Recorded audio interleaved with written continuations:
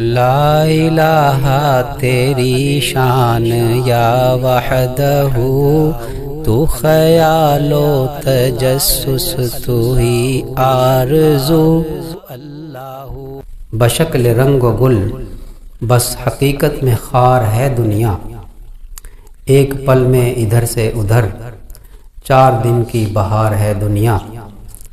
زندگی نام رکھ دیا کس نے، موت کا انتظار ہے دنیا۔ جگہ جی لگانے کی دنیا نہیں ہے، یہ عبرت کی جا ہے تماشا نہیں ہے۔ اللہ نے ہمیں تھوڑی سی مہلت دے کر دنیا میں بھیجا ہے، اور اس مہلت میں اللہ نے ہمیں کچھ کرنے کے لیے حکم دیا ہے کہ تم یہ مختصر سی زندگی میری مرضی کے مطابق، میرے حکم کے مطابق گزار لو، اپنے نفس کے خلاف کر لو، نفس کی نہ مانو، میری مانو۔ وَأَنِ اعْبُدُونِي هَذَا صِرَاطٌ مُسْتَقِيمٌ، میری عبادت کرو، یہ ہے سیدھا راستہ۔ اللہ تعبدوا الشیطان، عبادت شیطان کی مت کرو، شیطان کی نہ مانو، اور وہ تمہارا صریح دشمن ہے، تمہارا کھلا دشمن ہے، کھلا دشمن۔ تو یہ تھوڑی سی زندگی تم میری مرضی کے مطابق گزار لو، میری چاہت کے مطابق گزار لو، میرے حکم کے مطابق گزار لو، اور میرا حکم مشکل نہیں ہے۔ اللہ نے لا یکلف اللہ نفسا الا وسعها، اللہ نے کوئی حکم ایسا نہیں دیا کہ جو انسان کی وسعت سے بڑھ کر ہو، طاقت سے بڑھ کر ہو، کوئی حکم ایسا نہیں ہے۔ یہ نہیں ہے کہ سر نیچے ٹانگیں اوپر کر کے عبادت کرنی ہے، نہ اللہ نے کوئی مشکل نہ، بالکل ساری عبادتیں آسان۔ اللہ نے خاص طور پر اس امت کے لیے آسان عبادت، بالکل آسان، ایسی عبادتیں اللہ نے اس امت کو دے دی ہیں کہ وہ بس ایک رات عبادت کر لے تو اسے 1000 مہینے کی عبادت سے زیادہ ثواب اللہ دیتا ہے۔ نفیسی صاحب اپنے ابا حضور کی طرف اگر ایک دفعہ محبت کی نگاہ سے دیکھ لیں گے تو نفیسی صاحب کو ایک حج کا اور عمرے کا ثواب ملے۔ مشکل ہے، کون نہیں کرنے دیتا؟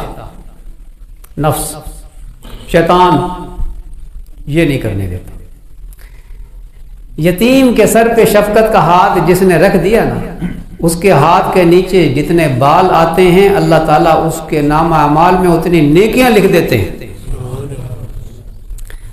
کیوں جی؟ مشکل ہے، کون نہیں کرنے دیتا؟ جی ہاں جی۔ بہترین گھر وہ ہے جس گھر میں کوئی یتیم ہو اور اس کی کفالت کی جا رہی ہو، اس کا خیال رکھا جا رہا ہو، بہترین گھر ہے وہ۔ اور بدترین گھر وہ ہے کہ جس کے گھر میں کوئی یتیم ہو اور اس کے ساتھ برا سلوک کیا جا رہا ہو۔ اس کے ساتھ برا سلوک کون کرواتا ہے؟ شیطان۔ اور ایک ہمارے اپنے اندر شیطان بیٹھا ہے، اس کی طرف ہماری توجہ نہیں ہوتی۔ یہ مشائخ صوفیہ اسی کو انسان بنانے کی محنت کرتے ہیں، وہ جو اندر بیٹھا ہے نا وہ اس کو انسان بنانے کی کوشش کرتے ہیں۔ اور جب وہ اندر کا جو خبیث اندر بیٹھا ہوا ہے نا، جو اللہ تعالیٰ فرماتا ہے حدیث قدسی میں کہ یہ میرے مقابلے میں آتا ہے، یہ نفس انسان کا میرے مقابلے میں آتا ہے۔ اس کو انسان بنانے کی محنت مشائخ صوفیہ فرماتے ہیں۔ یہ انسان بن گیا، اندر کا انسان، حقیقی انسان بندہ بن گیا تو پھر یہ فرشتوں سے بھی بلند مقام حاصل کر لیتا ہے۔ اس کی پرواز بڑی اونچی ہوتی ہے لیکن یہ بڑا مشکل ہوتا ہے۔ یہ نفس انسان کو کسی کے سامنے بچھنے نہیں دیتا۔ اس نے مجھے یہ بات کہہ دی تھی، میں اس کی شادی میں نہیں جاؤں گا۔ شادی تو کیا، آج کل اتنا تکبر ہے کہ یہاں تک کہتے ہیں کہ میں اس کے جنازے میں نہیں جاؤں گا۔ اتنا تکبر کیا چیز ہے جو جھکنے نہیں دیتی؟ یہ انسان کا نفس ہے، اور جو مٹے ہوئے ہوتے ہیں اللہ اکبر کبیرہ۔ حضرت امام حسن رضی اللہ تعالیٰ عنہ کے یا امام حسین رضی اللہ تعالیٰ عنہ کا قصہ ہے، ان کے ایک باپ شریک بھائی تھے، حضرت علی رضی اللہ تعالیٰ عنہ کے بیٹے، یہ حضرت فاطمہ رضی اللہ تعالیٰ عنہا کے بطن سے تھے تو وہ دوسری ماں سے تھے۔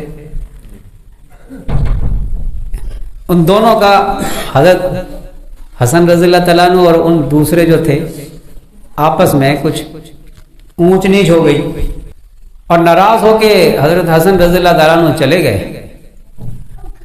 انہوں نے پیچھے سے بھائی نے خط لکھا کہ جی آپ میرے بھائی ہیں، باپ شریک بھائی ہیں، لیکن آپ کی ماں نبی کریم صلی اللہ علیہ وسلم کی لاڈلی بیٹی تھی، میری ماں تو ایک چرواہے کی بیٹی ہے، آپ کے نانا جو ہیں وہ رسول اللہ ہیں صلی اللہ علیہ وسلم، اللہ کے محبوب ہیں، میرے نانا تو ایک چرواہا تھے۔ ان کے خوب فضائل بیان کیے، آخر میں لکھا کہ آپ ہر اعتبار سے مجھ سے افضل ہیں، اور آپ یہ جانتے ہیں کہ جو شخص معافی مانگنے میں، صلح کرنے میں پہل کرے وہ افضل ہوتا ہے۔ تو آپ کو جو ہی میرا یہ خط ملے، میں یہ چاہتا ہوں کہ کہیں ایسا نہ ہو کہ میں معافی مانگ کر اس کام میں، اس فعل میں آپ سے افضل ہو جاؤں، آپ سے فضیلت والا کام کر بیٹھوں، میں نہیں چاہتا۔ میں یہ چاہتا ہوں کہ اس کام میں بھی آپ مجھ سے افضل ہی رہیں، جو ہی آپ کو میرا خط ملے تو آپ مجھ سے معافی مانگنے کے لیے تشریف لے آئیے، تاکہ آپ افضل ہی رہیں۔ حضرت امام حسن رضی اللہ تعالیٰ عنہ نے خط پڑھا، اور آپ اسی وقت اٹھ کھڑے ہوئے اور تیز تیز چلتے ہوئے اور آ کر اپنے بھائی سے معافی مانگی۔ اللہ اکبر۔ میرا خیال ہے بھول گئے ہوں گے کہ غلطی کس کی، بھول گئے ہوں گے کہ غلطی کس کی۔ سنیے، اس کو کہتے ہیں فنائیت۔ جب تک فنائیت حاصل نہ ہو اس وقت تک اللہ کی معرفت حاصل نہیں ہوتی۔ یہ میں نے تھوڑی سی گہری بات کر دی، غور سے سنیں اس کو۔ علم اور چیز ہے، معرفت اور چیز ہے۔ علم والے بہت ہیں، معرفت والے بہت کم ہیں، اور معرفت حضرت مجد الفسانی رحمۃ اللہ علیہ نے لکھا ہے اپنے مکتوبات میں، معرفت فنائیت کے بغیر حاصل نہیں ہوتی۔ جی ہاں، مٹے ہوئے تھے، اس لیے تو معافی مانگنے میں دیر نہیں کی، اور ہمیں کون سی چیز معافی نہیں مانگنے دیتی، ناک کٹ جائے گی۔ وہ کون سے بزرگ تھے، انہوں نے معافی مانگی اور پھر فرمایا بھائی ذرا دیکھنا میری ناک ٹھیک ہے، کہ ہاں جی حضرت ٹھیک ہے، کیوں پوچھ رہے ہیں، کہیں کٹ تو نہیں گئی؟ کہ نہیں حضرت ٹھیک ہے۔ ہاں بس معافی مانگنے سے کوئی ناک کٹتی ہے؟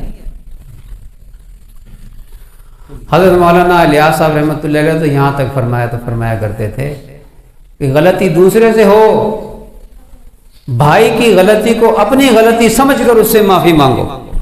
جہاں ایسا مزاج ہو وہاں ناراضگیاں رہیں گی، تو اندر جو ہمارے اندر ایک شیطان بیٹھا ہوا ہے وہ انسان بن جائے، اس کو انسان بنانے کی محنت کا نام تصوف ہے۔ اور تبلیغ کی محنت بھی پہلے اپنے اندر کے شیطان کو انسان بناتی ہے۔